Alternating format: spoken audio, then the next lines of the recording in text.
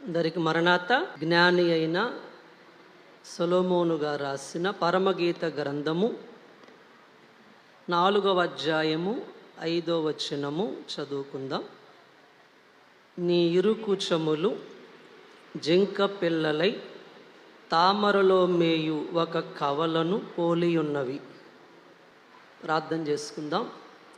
దయానిధువైన మా తండ్రి, మహాపరిశుద్ధుడువైన మా తండ్రి, మీ ఘనమైన నామమునకు స్తుతులు ప్రణుతులు స్తోత్రములయ్య. బైబిల్ మిషను 88వ సంవత్సరం మహోత్సవాలలో వాక్య సందేశము బోధించుచుండగా ధూళి బూడిద వంటి వారము, అల్పులము, అయోగ్యులము తండ్రి, మీ ఆత్మ బలమిచ్చి మమ్మల్ని మీ ఆత్మవశం చేసుకోండి. ప్రభు నా ప్రక్క నిలిచి నన్ను బలపరిచెనన్నారు. మమ్మల్ని బలపరచి దైవజనుని ఆత్మను తోడుగా ఉంచి అందరితో మీరే మాట్లాడి మహిమ పొందుమని, వధువుగా సిద్ధపరుచుమని త్వరగా వచ్చుచున్న యేసుక్రీస్తు నామమున వినయముతో వేడుకొనుచున్నాము తండ్రి, ఆమేన్. అందరికీ మరణాత. ఈరోజు పరమగీత గ్రంథములో నుంచి ఒక అంశము ధ్యానం చేసుకుందాం. వధువుగా సిద్ధపరుచు కవలలు. ఈరోజు మన అంశం వధువుగా సిద్ధపరుచు కవలలు. దైవజనులు దేవదాసయ్య గారు ఒక మాట తెలియజేశారు. కాకాని స్వస్తిశాల కూటము బైబిల్ మిషను మహోత్సవాలు నాకు ఆనందకరములు, నన్ను ఆనందపరుస్తున్నాయి అని దైవజనులు తెలియజేశారు. మహోత్సవాలు దేవునికి దైవజనులకు ఆనందకరములు అని మీ అందరికీ నేను తెలియజేస్తూ ఉన్నాను. నీ ఇరుకుచములు, పై వచనములో నీ నన్ను ఆనందపరుస్తున్నాయి అని దైవజనులు తెలియజేశారు. మహోత్సవాలు దేవునికి కవలలు. ఈరోజు మన అంశం వధువుగా సిద్ధపరుచు కవలలు. దైవజనులు దేవదాసయ్య గారు ఒక మాట తెలియజేశారు. కాకాని స్వస్తిశాల కూటము బైబిల్ మిషను మహోత్సవాలు నాకు ఆనందకరములు, నన్ను ఆనందపరుస్తున్నాయి అని దైవజనులు తెలియజేశారు. మహోత్సవాలు దేవునికి దైవజనులకు ఆనందకరములు అని మీ అందరికీ నేను తెలియజేస్తూ ఉన్నాను. నీ ఇరుకుచములు, పై వచనములో నీ ఇరుకుచములని సంఘముతోనే ప్రభువారు మాట్లాడుతూ ఉన్నారు. కుచములు అనగా పాలిండ్లు. పసిబిడ్డ జన్మించగానే లోకములో జీవించుటకు దేవుడు తల్లి యందు సిద్ధపరిచిన ఆహార పానీయ నిధులు పాలిండ్లు. దైవ సేవకులైన వారు వాక్యమును పాలచేత సంఘమును పోషించువారయున్నారు గనక దైవజనులు ఈ పాఠములో వారిని కుచములతో పోల్చారు. అయితే ఈరోజు మన అంశం కవలలు, వధువుగా సిద్ధపరచు కవలలు. కొన్ని విషయాలు మనందరము కూడా ధ్యానం చేసుకుందాం. మొదటిగా పాత నిబంధన, క్రొత్త నిబంధన కవలలు. పాత నిబంధన, క్రొత్త నిబంధన రెండు కవలలను పోలి ఉన్నవి. దైవజనులు భక్తులు తెలియజేశారు. ఎజ్రా నెహెమ్యాలట బైబిలు గ్రంథ కవలలు. ఎజ్రా గారు, నెహెమ్యా గారు బైబిలు గ్రంథ కవలలు. అలాగే పాత నిబంధన, క్రొత్త నిబంధన రెండును కవలను పోలినవి. పాత నిబంధన గ్రంథములో ఛాయారూపకంగా ప్రభువును గురించి ఉంది. క్రొత్త నిబంధన గ్రంథములో నిజరూపముంది.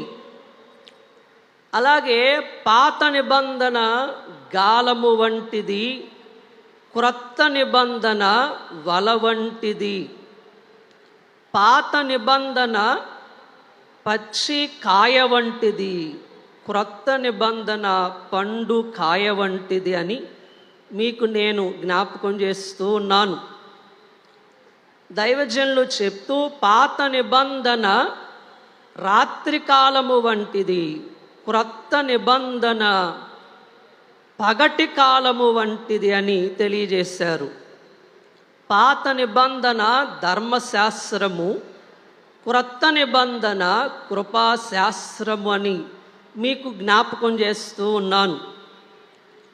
అలాగే పాత నిబంధన క్రొత్త నిబంధన రెండు కూడా కవలను పోలి ఉన్నవి అని మొదటి మాటగా మీకు నేను జ్ఞాపకం చేస్తూ ఉన్నాను. అలాగే దైవజనులు దేవదాసయ్య గారు ఒక ప్రసంగములో మరికొన్ని విషయాలు తెలియజేశారు.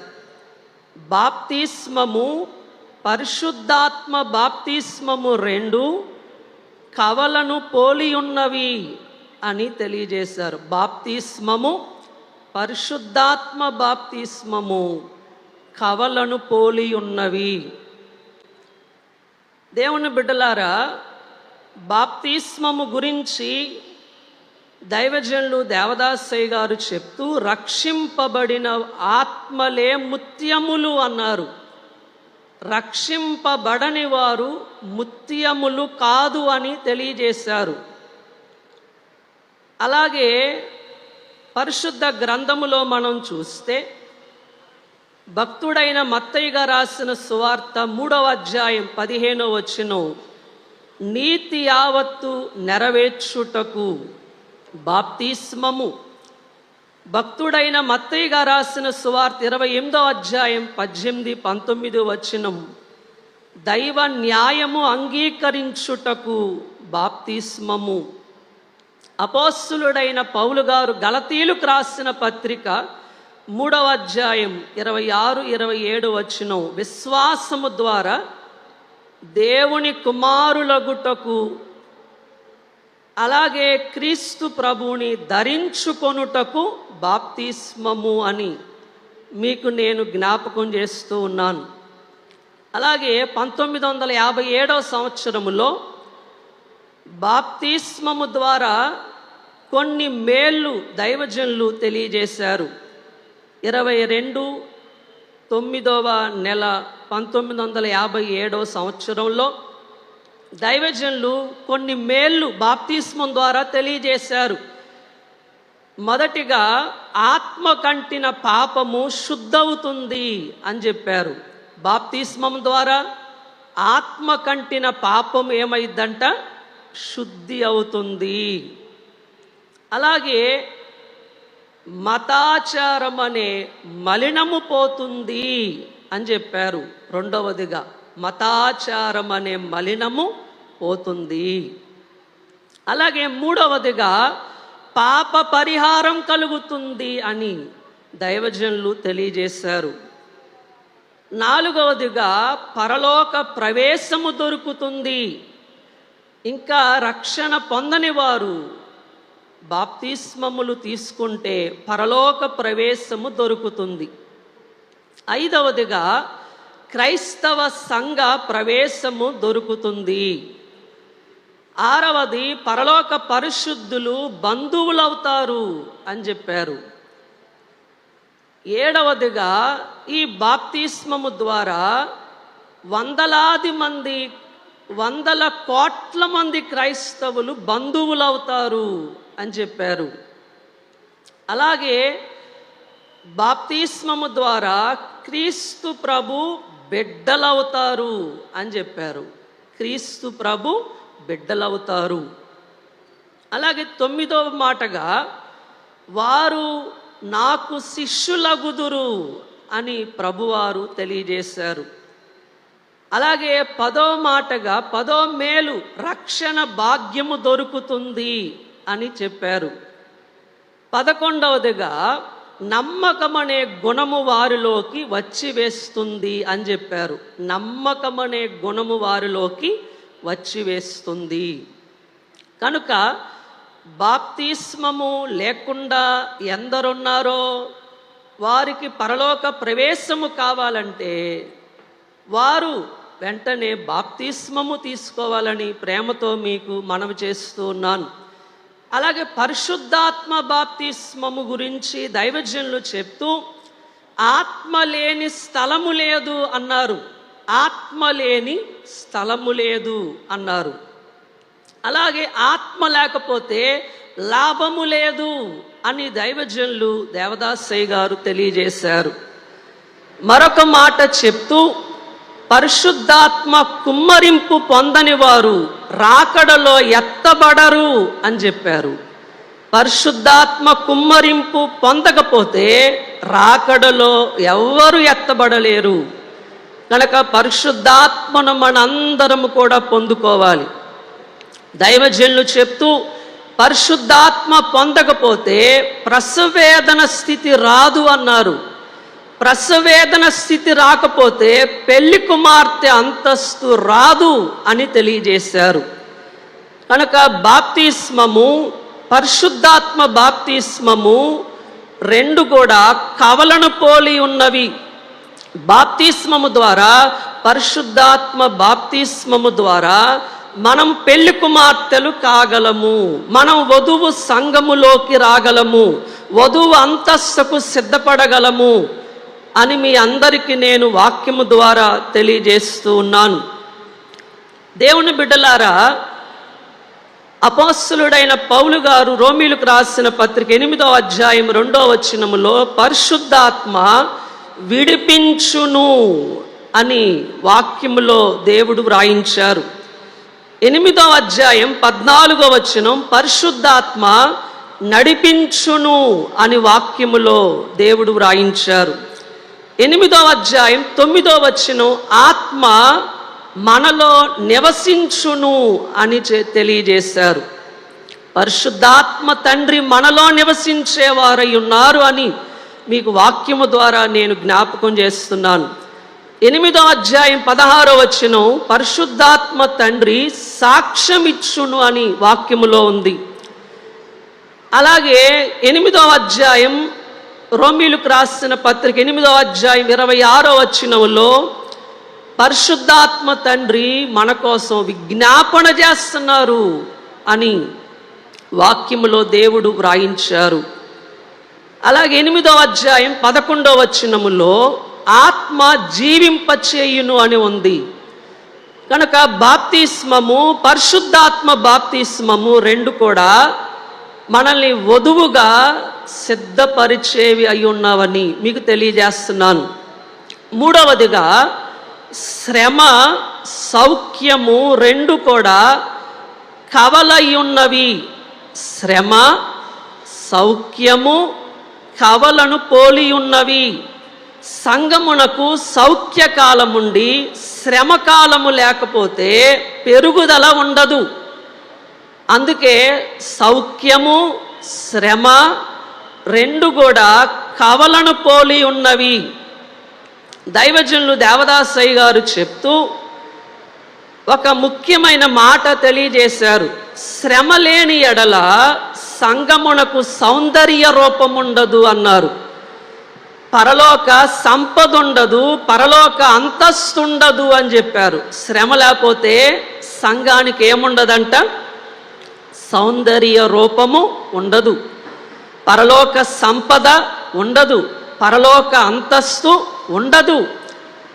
అలాగే భక్తుడైన మోషే గారు రాసిన ఆదికాండం 41వ అధ్యాయం 42వ వచనములో యోసేపు హారము ధరించుటకు శ్రమలే సాధనములైనవి అని చెప్పారు. యోసేపు గారట హారము ధరించటానికి శ్రమలే సాధనములైనవి మనకు కూడా హారములు కావాలంటే ఏముండాలి? శ్రమలు ఉండాలి అని మీకు నేను తెలియజేస్తూ ఉన్నాను.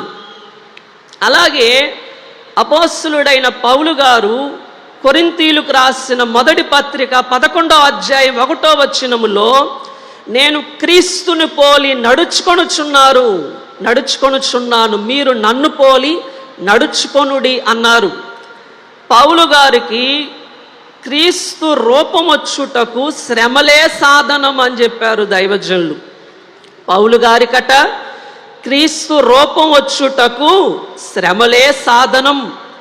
మనకు కూడా క్రీస్తు ప్రభు రూపం రావాలంటే మనకేముండాలి? శ్రమలుండాలి. ఏముండాలంట? శ్రమలుండాలి. దైవజనులు చెప్తూ, శ్రమల వల్ల భూలోక బహుమానం వేరుగాను పరలోక మహిమ కిరీటం వేరుగాను ఉండును అన్నారు. శ్రమల వల్ల ఏముందంట? భూలోక బహుమానం వేరుగాను పరలోక మహిమ కిరీటం వేరుగాను ఉండును. మహిమ కిరీటము కావాలంటే మనకేముండాలి? శ్రమలు ఉండాలి. దైవజనులు చెప్తూ, శ్రమ ఉన్నా కనబడకుండా ఉండాలి అని చెప్పారు. మరొక మాట, శ్రమ వద్దంటే కళ తగ్గిపోతుంది అన్నారు. శ్రమ వద్దు అనుకుంటారు.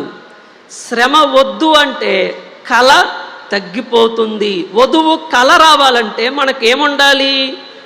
శ్రమలుండాలి అని మీకు నేను జ్ఞాపకం చేస్తూ ఉన్నాను. అలాగే శ్రమ లేనిదే పెళ్లి కుమార్తె తయారు కాలేదు అని తెలియజేశారు. అలాగే దేవుడు శ్రమలు రానియకపోతే మనం ఆయనకు దక్కము అని చెప్పారు. దేవుడు మనకు శ్రమలు రానియకపోతే మనం ఆయనకు దక్కము, అందుకే మనకు శ్రమలు వస్తున్నాయి.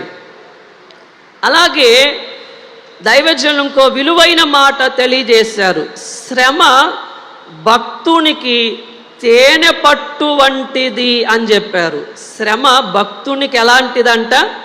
తేనె పట్టు వంటిది. అలాగే దైవజనులు చెప్తూ, శ్రమ లేని వారలారా ఒక బేడా ఇచ్చైన శ్రమ కోరుకోండి అని చెప్పారు. శ్రమ కోరుకోండి అని చెప్పారు. కనుక శ్రమ సౌఖ్యము ద్వారా మనందరం ఏం కాగలము? వధువు కాగలము, వధువు అంతస్తుకు రాగలము, కళ సంపాదించుకోగలమని మీకు వాక్యము ద్వారా నేను జ్ఞాపకం చేస్తున్నాను. దైవజనులు చెప్తూ, ఇక్కడ చోడిగింజంత శ్రమకు పరలోకములో కొండంత మహిమ అన్నారు. ఇక్కడ చోడిగింజంత శ్రమకు పరలోకములో కొండంత మహిమ దేవుడిస్తారు.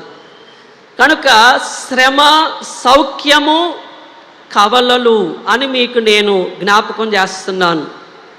అలాగే దైవజనులు 27/6 నెల 1952 సంవత్సరములో 1952 సంవత్సరంలో పేతురు, అంద్రయ్య వారి గురించి ఒక 6 విషయాలు జ్ఞాపకం చేశారు. వారిద్దరూ ఒక జత అని మీకు నేను జ్ఞాపకం చేస్తూ ఉన్నాను. కవల అనగా జత. వారిద్దరి గురించి దైవజనులు 6 విషయాలు చెప్పారు. నికార్సైన సరుకు గలవారు అన్నారు. పేతురు, అంద్రయ్య గారు నికార్సైన సరుకు గలవారు, ప్రశస్త గుణములు గలవారు అని చెప్పారు. అలాగే ప్రేమ నమ్మకంతో నిండుకొన్నవారు అన్నారు. ప్రేమ నమ్మకంతో నిండుకొన్నవారు పేతురు గారు, అంద్రయ్య గారు. మరొక మాట చెప్తూ గొప్ప ఐక్యత గలవారు అన్నారు. గొప్ప ఐక్యత. మనం కూడా ప్రేమ నమ్మకం ఉండాలి, గొప్ప ఐక్యత మనకు ఉండాలి. అలాగే 5వ మాట గొప్ప పట్టుదల గలవారు అని చెప్పారు. గొప్ప పట్టుదల గలవారు. 6వ మాట చెప్తూ ప్రభువును ఎన్నడూ విడవని వారై ఉన్నారు అని చెప్పారు. ప్రభువును ఎన్నడూ విడవని వారు. మనం కూడా పెళ్లి కుమార్తె ప్రభువును ఎన్నడూ విడవకుండా ఉండాలి. అప్పుడే మనందరం కూడా పెళ్లి కుమార్తెలు కాగలమని మీకు నేను జ్ఞాపకం చేస్తూ ఉన్నాను. అలాగే మరొక మాట దైవజనులు మరొక మాట కూడా చెప్తూ, భయము భక్తి కవలలు, భయము భక్తి కవలను పోలి ఉన్నవి. బైబిల్లో చాలా చోట్ల భయభక్తులు అని ఉంది.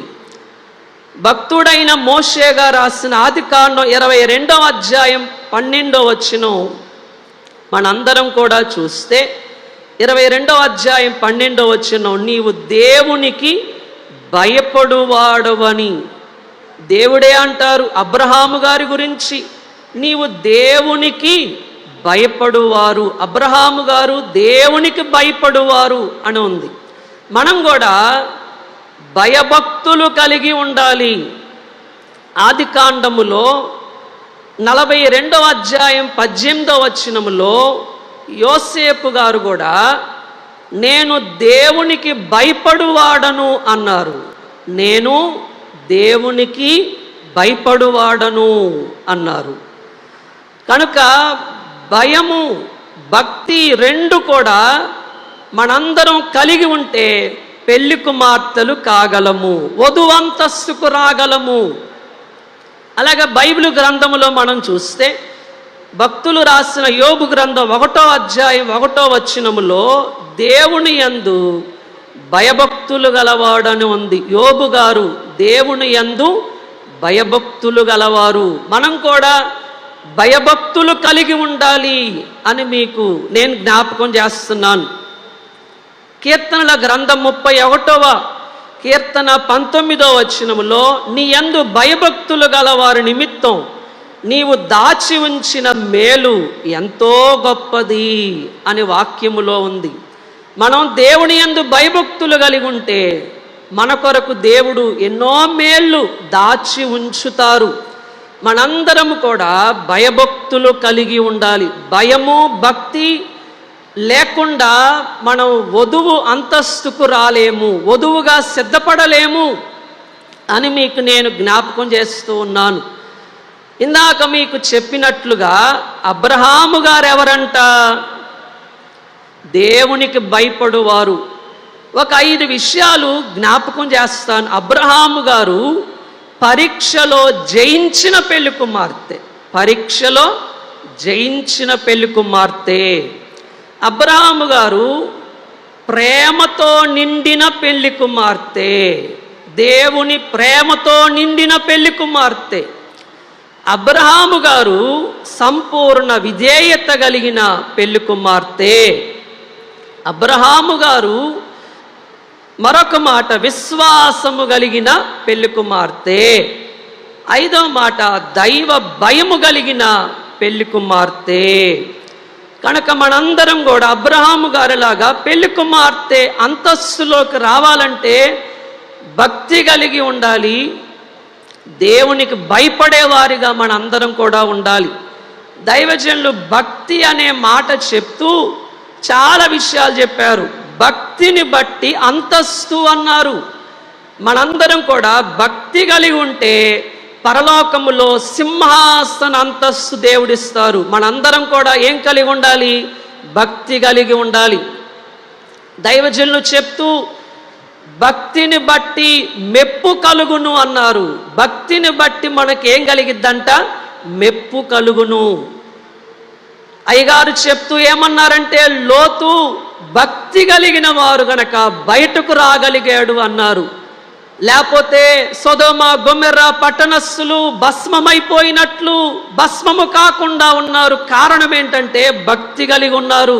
మనము కూడా ఈ మహోత్సవాలకు వచ్చిన ప్రజలారా, దేవుని బిడ్డలారా, మనందరం కూడా భక్తి కలిగి ఉండాలి. దైవజనులు చెప్తూ ఏశావు గారట పూట కూటి కోసం భక్తుడనే పేరు పోగొట్టుకున్నాడు, భ్రష్టుడనే పేరు తెచ్చుకున్నాడు అని చెప్పారు. ఏం పేరు పోగొట్టుకున్నాడంట? భ్రష్టుడనే భక్తుడనే పేరు పోగొట్టుకున్నాడు, భ్రష్టుడనే పేరు తెచ్చుకున్నాడు. కనుక మనందరం కూడా భక్తి కలిగి ఉండాలి. అయ్యగారు ఒక మాట చెప్పారు, యోబు ఎంత భాగ్యవంతుడో అంత భక్తిపరుడు అన్నారు. ఎంత భాగ్యవంతుడో అంత భక్తిపరుడు. మనం కూడా భయము భక్తి కలిగి ఉంటేనే మేఘమెక్కగలము. భక్తి భుక్తి కొరకు కాదు, ముక్తి కొరకు అన్నారు. మనందరం కూడా భయము భక్తి కలిగి ఉండాలి అని మీ అందరికీ ప్రేమతో నేను తెలియజేస్తున్నాను. భయము భక్తి మనల్ని వధువుగా సిద్ధపరుస్తూ ఉన్నాయి అని మీకు జ్ఞాపకం చేస్తున్నాను. అలాగే మరొక మాట చెప్తూ, వాక్యాహారం ప్రభు సంస్కారం కవల అయి ఉన్నవి అన్నారు. వాక్యాహారం ప్రభు సంస్కారము కవలను పోలి ఉన్నవి. కొన్ని విలువైన మాటలు మీకు నేను జ్ఞాపకం చేస్తాను. బైబిలు గ్రంథము గురించి కొన్ని మాటలు. బైబిలు మానవునికి నివాసము వంటిది. బైబిలు పక్షికి గూడు వంటిది. బైబిలు చేపకు నీటి మడుగు లాంటిది. చేపకు నీటి మడుగు లాంటిది. దైవజనులు చెప్తూ, దైవ గ్రంథం చదివితే దైవ రూపం వస్తుంది అన్నారు. దైవ రూపం రావాలంటే, వధువు కళ రావాలంటే మనందరం బైబిల్ గ్రంథం చదవాలి. ప్రతి దినము నీవు కడుపు నిండా బైబిల్ చదవాలి అన్నారు దైవజనులు. దైవజనులు చెప్తూ, బైబిలు ప్రభు రూపములో ఒక రూపము అన్నారు. బైబిల్ ఏంటంట? అందరు గమనిస్తున్నారా? బైబిలు ప్రభు రూపములో ఒక రూపం. కనుక వాక్యాహారం ప్రభు సంస్కారము కవలను పోలి ఉన్నవి. ఒక 7 విషయాలు వాక్యం గురించి జ్ఞాపకం చేస్తాను. వాక్యము ధైర్యపరుస్తుంది, వాక్యము స్థిరపరుస్తుంది, వాక్యము వెలిగిస్తుంది. దేవుని బిడ్డలారా, వాక్యం స్వస్థపరుస్తుంది, వాక్యము నడిపిస్తుంది, వాక్యము నెమ్మదిస్తుంది. నెమ్మది మనకిచ్చేది వాక్యము. కనుక వాక్యాహారము ద్వారా ఆత్మకు బలం.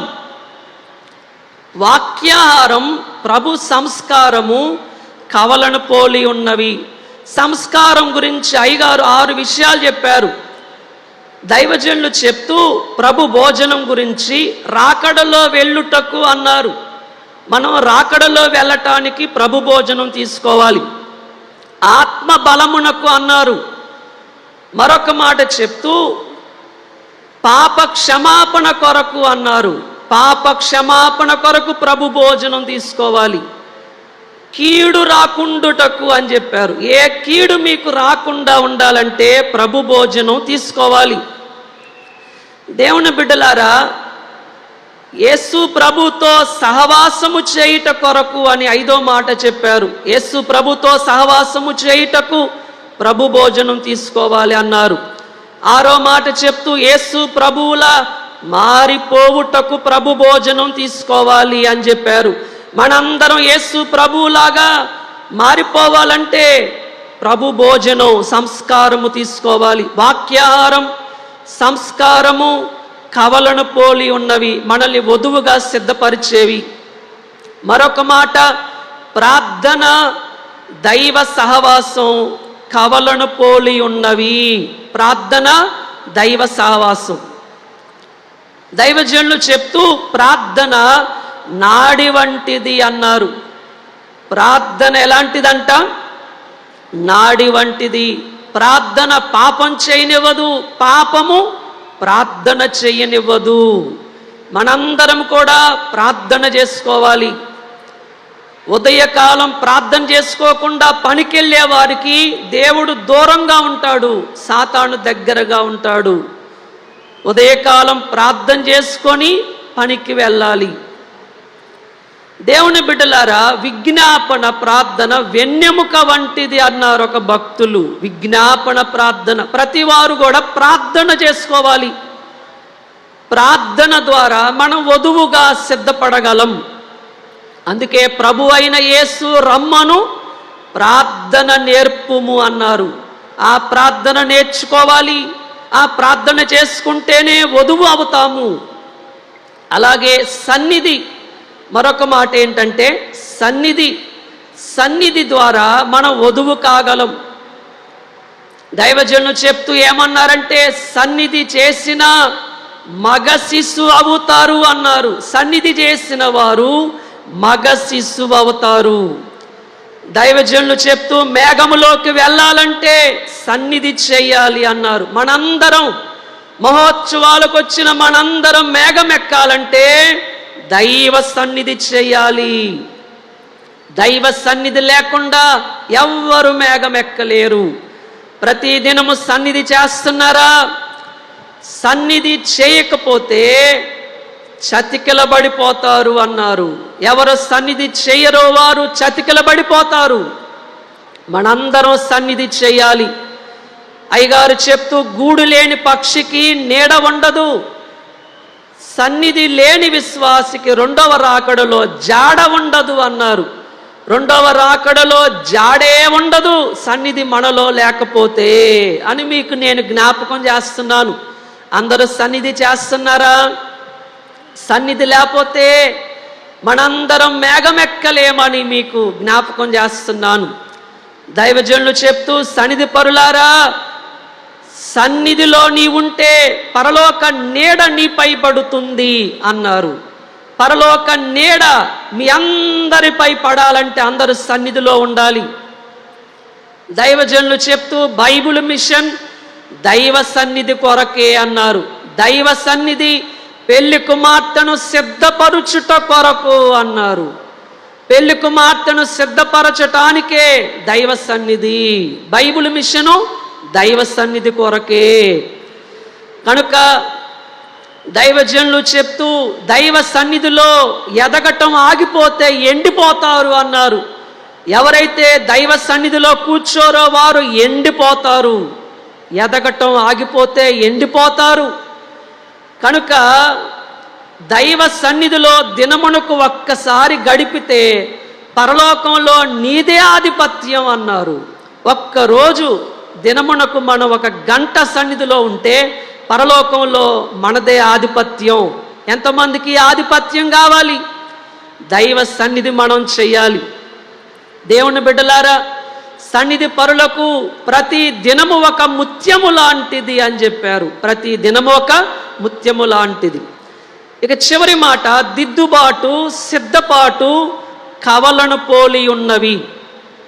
చెప్తారా? చివరి మాట, దిద్దుబాటు, సిద్ధపాటు కవలను పోలి ఉన్నవి. 7వ మాటగా దైవజనులు చెప్తూ, దిద్దుకొన్నవారు దీర్ఘాయుష్మంతులవుతారు, దిద్దుకొనని వారు దీర్ఘకాల చింతలో ఉంటారు అని చెప్పారు. మనందరం మనల్ని మనం దిద్దుకోవాలి. కనుక దిద్దుబాటు, సిద్ధపాటు. దిద్దుబాటుకు లోబడిన వారే సిద్ధపడగలరు. అమ్మా, ఎవరైతే దిద్దుబాటుకు లోబడతారో వారే రాకడకు సిద్ధపడతారు. మనల్ని మనం దిద్దుకోవాలి, రాకడకు సిద్ధపడాలి. దైవజనులు 4/12/1980 సంవత్సరంలో ఆత్మరూపిగా కొన్ని మాటలు తెలియజేశారు. ఆత్మరూపిగా వచ్చి కొన్ని మాటలు తెలియజేశారు. 1980 సంవత్సరంలో రెబెకా గారు ఎక్కడ పెళ్లి కుమార్తె అంటే బావి దగ్గర అన్నారు. రెబెకా గారు ఎక్కడ పెళ్లి కుమార్తె అయ్యారు? మీరందరూ ఈ మాటలు బాగా గుర్తుపెట్టుకోవాలి. బావి దగ్గర అని చెప్పారు. ఎలియాజరు గారికి ఒంటెలకు బావి దగ్గర నీళ్లు చేదిపోయటం ద్వారా పెళ్లి కుమార్తె అయ్యారు. రాహేలు ఎక్కడ పెళ్లి కుమార్తె అన్నారంటే బావి దగ్గర అన్నారు. ఆదికాండం 29వ అధ్యాయం 9వ వచనములో.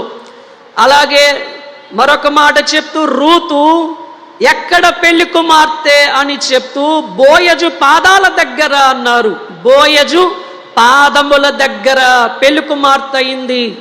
రూతు గ్రంథము 3వ అధ్యాయం 14వ వచనములో. కనుక రూతమ్మ ఎక్కడ పెళ్లి కుమార్తె? బోయజు పాదాల దగ్గర పెళ్లి కుమార్తె అయింది. మనం కూడా దైవ సన్నిధిలో కూర్చుంటే, దేవుని పాదాల దగ్గర కూర్చుంటే పెళ్లి కుమార్తెలు కాగలం. అలాగే దైవజనులు చెప్తూ, పాదముల యొద్ద కూర్చునే పని కొరకే బైబిల్ మిషన్ వచ్చింది అన్నారు. పాదముల యొద్ద కూర్చునే పని కొరకే బైబిల్ మిషన్ వచ్చింది. ఎస్తేరు ఎక్కడ పెళ్లి కుమార్తె అంటే అంతర్పురములో అన్నారు. ఎక్కడ పెళ్లి కుమార్తె? అంతర్పురములో, అతి శ్రేష్టమైన స్థలములో పెళ్లి కుమార్తె అయ్యారు. ఎస్తేరు గ్రంథము 2వ అధ్యాయం 9వ వచనములో మనం కూడా ఎస్తేరులాగా ఉంటే అతి శ్రేష్టమైన స్థలమే సన్నిధి, మనం అక్కడ పెళ్లి కుమార్తెలు కాగలం. కనుక ఎస్తేరు దైవజనులు చక్కని చుక్క అని పేరు పెట్టారు, తెలియజేశారు. ఎస్తేరు ముఖములో విధేయత ఉంది అన్నారు దైవజనులు. వస్తి ముఖములో అవిధేయత ఉంది అన్నారు. దేవుని బిడ్డలారా, ఎస్తేరు అట వినయము, విధేయత ఆమె మెడలోని ముత్యము అన్నారు దైవజనులు. వినయము, విధేయత, మనందరి మెడలో ఈ ముత్యాలు ఉండాలి. వినయము, విధేయత అనే ముత్యాలు మనందరం కూడా ధరించుకోవాలని మీకు తెలియజేస్తున్నాను. ఎస్తేరు అంటే తల్లిగారులాగా. కనుక 5వ మాట చెప్తూ, ఇస్సాకు ఎక్కడ పెళ్లి కుమార్తె? ఇస్సాకు గారు ఎక్కడ పెళ్లి కుమార్తె అయ్యారంటే కట్టెల మీద అన్నారు. అమ్మ రెబకా గారు బావి దగ్గర పెళ్లి కుమార్తె అయింది. రాహేలు గారు బావి దగ్గర పెళ్లి కుమార్తె అయ్యారు. యాకోబు గారికి బావి దగ్గరే దొరికారు. 3వదిగా రూతమ్మ ఎక్కడ పెళ్లి కుమార్తె అంటే బోయజు పాదాల దగ్గర కూర్చునుట ద్వారా పెళ్లి కుమార్తె అయ్యారు.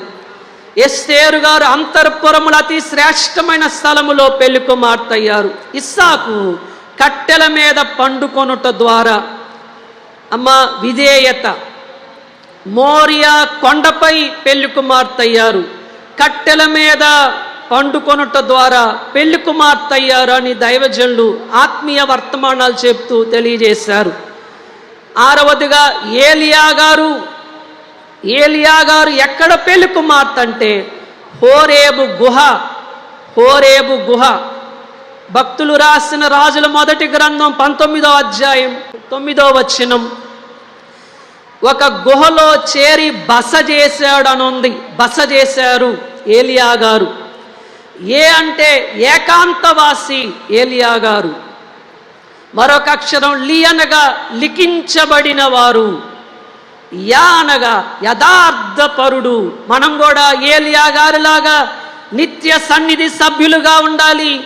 ఏలియా గారిలాగా దోషము లేని రోషము గల ప్రవక్త అన్నారు దైవజనులు. మనం కూడా దోషము లేకుండా రోషము కలిగి మనం అందరం ఉంటే మేఘమెక్కుతామని మీకు జ్ఞాపకం చేస్తున్నాను. దేవుని బిడ్డలారా, ఈ 6 విషయాలు మీరు జ్ఞాపకం చేసుకోవాలని ప్రేమతో తెలియజేస్తున్నాను. కనుక దిద్దుబాటు, సిద్ధపాటు, కవలను పోలి ఉన్నవి, రాకడకు సిద్ధపడుట ఎట్లు అని మిత్ర అనే పుస్తకములో దైవజనులు వ్రాతలున్నాయి. అందరూ తీసుకుని వెళ్ళాలని ప్రేమతో మనవి చేస్తున్నాం. మిత్ర అనే పుస్తకంలో రాకడకు సిద్ధపడుట ఎట్లు అని దైవజనులు 4 విషయాలు చెప్పారు. వి అనగా వినుట వలన, 2వది వి అనగా విశ్వసించుట వలన, 3వది విధేయులగుట వలన, 4వది విమలాత్మాభిషేకము వలన వధువుగా సిద్ధపడగలము అన్నారు. మనందరం కూడా రాకడకు సిద్ధపడాలి అని మీ అందరికీ నేను తెలియజేస్తున్నాను. పెళ్లి కుమార్తె అందుకొనని దీవెన భూలోకములో ఉండదు అన్నారు దైవజనులు. పెళ్లి కుమార్తె అందుకొనని దీవెన ఈ భూలోకములో ఉండదు అన్నారు.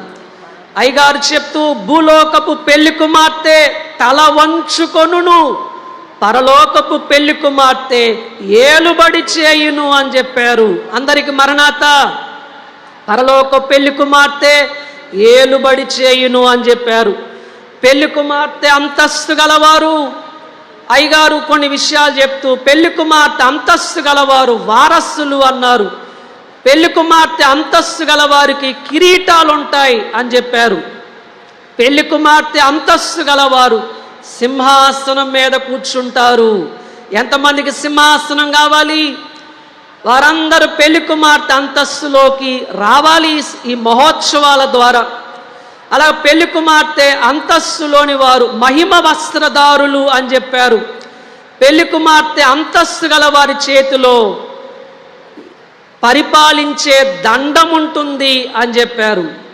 కనుక దేవుని బిడ్డలారా, చివరిగా ఒక మాట, అడుగుట నమ్ముట కాదు, చనువుగా తీసుకొనుట పెళ్లి కుమార్తె వరస అన్నారు దైవజనులు. అడుగుట నమ్ముట కాదు, చనువుగా తీసుకొనుట. యోహాను గారు ఎలా యేసు రొమ్మున ఆనుకున్నాడో అలాంటి చనువు మనం సంపాదించుకోవాలి. దేవుని బిడ్డలారా, దైవజనులు యోహాను గారి గురించి చెప్తూ ఉరిమే అబ్బాయి ప్రేమ అబ్బాయి అయ్యాడు అన్నారు. ఉరిమెడి వారని పేరిచ్చే యోహాను గారు యేసు ప్రభు వారితో సహవాసము చేయుట ద్వారా ప్రేమ అబ్బాయి అయ్యారు. కనుక మనందరం కూడా అలాగున రాకడకు సిద్ధపడాలి. దిద్దుబాటు సిద్ధపాటు రెండు కూడా కవలను పోలి ఉన్నవి. దిద్దుబాటు లేకుండా రాకడకు సిద్ధపడలేమని మీకు ప్రేమతో తెలియజేస్తున్నాను. ఈ వాక్యము ద్వారా మనందరము ఈ కవలలనే వాక్యము ద్వారా రాకడకు సిద్ధపడి మేఘమెక్కే ధన్యత, వధువు అంతస్తుకు సిద్ధపడే ధన్యత ప్రభు మనందరికీ పెళ్లి కుమారుడైన ప్రభువారు దయచేయునుగాక. ఆమేన్. అందరికి మరణాత. దయానిధివైన మా తండ్రి, స్తుతులయ్యా. ఈ వాక్యము ద్వారా మా అందరిని బలపరిచినందుకు స్తుతులు అయ్యా. వధువుగా సిద్ధపరుచు కవలలు ఈ పాఠము ద్వారా మమ్మల్ని అందరినీ తండ్రి బాప్తిస్మం ద్వారా, పరిశుద్ధాత్మ బాప్తిస్మం ద్వారా, భయము భక్తి మేము కలిగి ఉండుట ద్వారా, ప్రార్థన సన్నిధి ద్వారా అయ్యా, వాక్యాహారం ప్రభు భోజనము ద్వారా, దిద్దుబాటు సిద్ధపాటు ద్వారా మమ్మల్ని అందరినీ వధువుగా సిద్ధపరిచి మేఘమెక్కించండి. త్వరగా వచ్చుచున్న యేసు నామమున వినయముతో వేడుకొనుచున్నాము తండ్రి. ఆమేన్. అల్పుడున అయోగ్యుడునైన నాకు ఈ గొప్ప ధన్యత ఇచ్చిన త్రిత్వదేవునికి కోట్ల కొలది స్తుతులు, స్తోత్రములు. దైవజనులు దేవదాసయ్య గారికి కృతజ్ఞతలు. మరణాత. పరలోక పరిశుద్ధులకు మరణాత. అలాగే బైబిల్ మిషను ప్రెసిడెంట్ అయ్య గారు, reverend doctor J Samuel Kiran అయ్య గారికి, మహోత్సవాల కన్వీనర్ అయ్య గారికి మరణాత. మన వైస్ ప్రెసిడెంట్ అయ్య గారికి మరణాత. సెక్రటరీ అయ్య గారికి, జాయింట్ సెక్రటరీ అయ్య గారులకు, గవర్నింగ్ బోర్డు అయ్య గారులకు మరణాత. మీ అందరికీ మరణాత.